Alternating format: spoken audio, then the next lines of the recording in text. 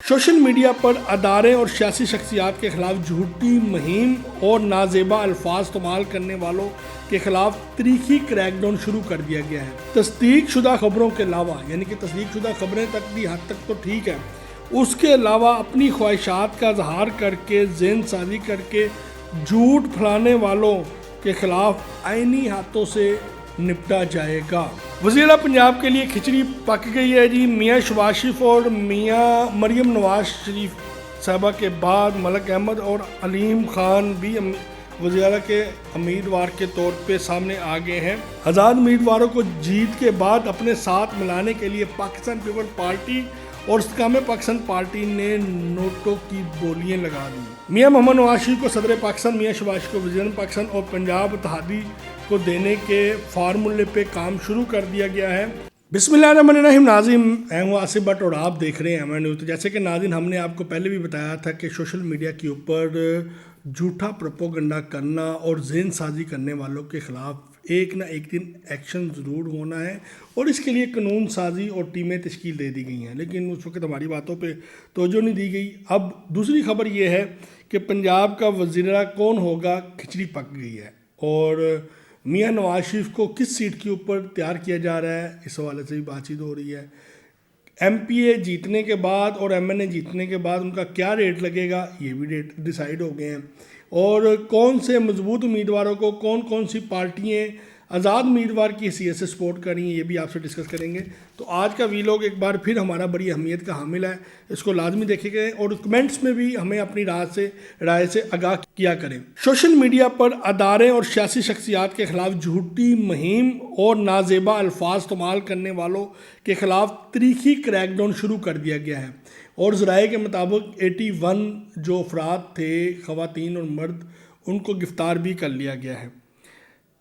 दूसरी जानब ये भी सुनने में आ रहा है कि तस्दीक शुदा खबरों के अलावा यानी कि तस्दीक शुदा खबरें तक भी हद तक तो ठीक है, उसके अलावा अपनी ख्वाहिशात का इजहार करके ज़हन साजी करके झूठ फैलाने वालों के ख़िलाफ़ आईनी हाथों से निपटा जाएगा। और यानी कि किसी का जैली ट्विटर बना के या किसी की जैली पोस्ट बना के या किसी टीवी चैनल की या किसी यूट्यूब चैनल की जैली पोस्ट बना के किसी शख्सियत के हवाले से उनसे मुंसलिक करके बयानात फेसबुक और ट्विटर्स और व्हाट्सएप के ऊपर शेयर करने वालों के ख़िलाफ़ भी कार्रवाई होगी। वज़ीर पंजाब के लिए खिचड़ी पक गई है जी। मियाँ शहबाज शरीफ और मियाँ मरियम नवाज शरीफ साहबा के बाद मलिक अहमद और अलीम खान भी वज़ीर के उम्मीदवार के तौर पे सामने आ गए हैं और आज़ाद उम्मीदवार जो भी जीत के आएंगे उनकी हमायत के बाद फ़ैसला क्लियर होगा कि कौन वज़ीर आला का मजबूत उम्मीदवार होगा। आज़ाद उम्मीदवारों को जीत के बाद अपने साथ मिलाने के लिए पाकिस्तान पीपल पार्टी और इस्तेकाम पाकिस्तान पार्टी ने नोटों की बोलियां लगा दी। एमपीए के लिए 30 करोड़ और एमएनए के लिए 50 करोड़ रुपया रेट जो है वो मुकर्रर कर दिया गया। सलाई कमेटी ने जो है ये रेट फाइनल किया है और मजबूत उम्मीदवार जिनके बारे में पता है कि ये आज़ाद उम्मीदवार की हैसियत से जीत जाएंगे, उनके लिए जीतने से कबल ही यानी कि डील से कबल ही उनके इंतखाबी अखराजात भी जो हैं वो भी बर्दाश्त किए जा रहे हैं।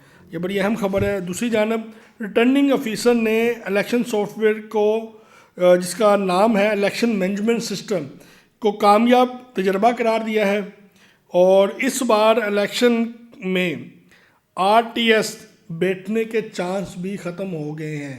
ये रिटर्निंग ऑफिसर जो थे उनका कहना था कि इस बार आरटीएस सिस्टम जो है वो बैठने का कोई चांस नहीं है और इलेक्शन मैनेजमेंट सिस्टम जो है उसका इंतहाई कामयाब तजर्बा हुआ है और पहली बार ये पाकिस्तान के इलेक्शनों में इलेक्शन मैनेजमेंट सिस्टम जो है वो इस्तेमाल किया जाएगा।